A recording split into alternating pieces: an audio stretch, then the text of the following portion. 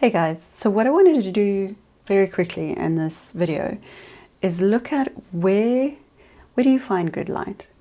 And with lockdown, where do you find good light inside? A lot of people think good light is about having a lot of light, and that's not the case. By and large, in photography, good light is about having soft directional lighting. And that's not to say that that is the only light that is good, or that you're only ever going to get good images from that kind of lighting. That's not the case. But you generally are going to get good shots under soft directional lighting. So this, for example, is a random tub of pencil crayons that is sitting on my desk that I've been drawing with, again, because of lockdown. And I just picked up my camera, dialed in some settings and took a shot, and it looks really good. And it looks really good because of the lighting. The lens does help. It's a Sigma. Let me have a look at the lens. 70mm. It's one of the art lenses. It's also a macro. I've got it at f2.8, 1/80th of a second. I did have to bump my ISO to 640 because there wasn't a lot of light. But the kind of light is really amazing. You can just see how these random objects are just popping so beautifully. Like the pencils are so bright, so colorful. And literally all I've done is take this image out of camera. I've done no processing whatsoever on this image. So I just want to explain how do you get this light? Where is this light? What should you be looking for? And again, I'm lazy, so I don't want to video and walk around and then edit. I like one-shot videos where I can just sit and talk and explain. So I'm going to do a drawing, a schematic as it were, and I'm just going to explain what the lighting is like in my spare room, which is where my office is. So I am sitting, and please don't ask me about northeast, southwest, because I have no idea. I don't know that stuff. I'm a supremely good drawer. Look at all that drawing. I've got a window here. It's a fairly big window. Okay. My desk is about here. Spare bed here. I'll explain why I'm telling you where the spare bed is in a moment. Another room here. Another couple of rooms here. This is our upstairs. Great drawing, right?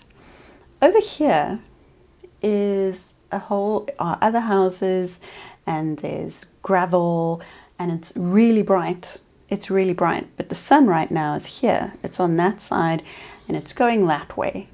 And so the light that is coming into the room that I'm in, I'm just going to change colors so that it's a bit associated with light. No, I won't. Come work with me, not against me. Let's go there. Okay. So the light that's currently coming in to the room is bouncing up. I have no idea what's going on here. Oh, I've got this set to hard light. It does help if I check these things before I start. It's bouncing up and into the room. And partly why I'm drawing with this big fat yellow is because it's bouncing off this big surface outside. The light is soft. For those of you who do know a bit about light, it's a little bit like having a big softbox outside my window. So instead of having a small hard point of light, which is going to create harsh shadows, I have instead got this nice big light that's coming in, and that's creating soft directional light in the room that I'm shooting in. Okay, and that's what is allowing, I'll come to that, that's a picture of my boy, and that's what's allowing a shot like that. Literally picked up my camera, looked at the light, I think I changed the ISO, and that's the shot that came out. It took me 60 seconds to take that shot because I could see the light was good, because I could see, even though it's not very strong light, it's beautiful directional soft light, and it's going to give me good delineation, it's going to give me good three-dimensionality, good tonal values. It's perfect lighting. This I just included because I was bumming around a few days ago, and this is the spare bed. That's why I drew the spare bed in my spare room office. My son came and sat in front of the window.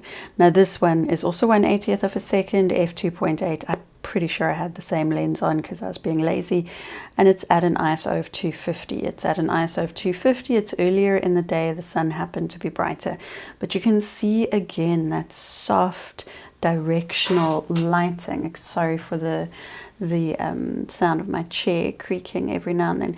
It's soft directional lighting. I don't want to make a group, I want to make a layer. There we go. And so what that means is the window in this image is here. It's in front of him. It's probably all the way to there, right? And so this soft light is coming in. Nowhere in this image are we seeing on his face any hard shadows. So have a look. There is shadow, but have a look. The light's hitting here, it's hitting here, it's hitting here. And then look at how that gently fades off and gently fades off. So there's directional lighting, and the directional light causes shadow. I'm actually going to change that color quickly just so it makes a bit more sense. The directional light causes shadow. It's darker over here. Okay, and that's what is creating that three-dimensionality, that sense of form and shape. And again, I'm probably rambling a bit, but that's also fine, because there is no harsh light. There are no harsh points of shadow or highlight on his face, and that big bounce light outside is also responsible for those catch lights in his eyes. So that is where you find a good light. It has to be daylight, obviously, and for some of you that's going to make perfect sense. But for others of you, you're going to go, oh, I didn't think about that. I thought that because I could take a photo under any light, I could just shoot even at nighttime and I'm going to get a good image. This kind of big, broad bounce light, this is light that comes out during the day. The same window, by the way, even when it's overcast, I still get beautiful bounce light out of it. So it is also about looking at your space, understanding your space, just paying attention to light all the time makes such a difference to your photography at the end of the day.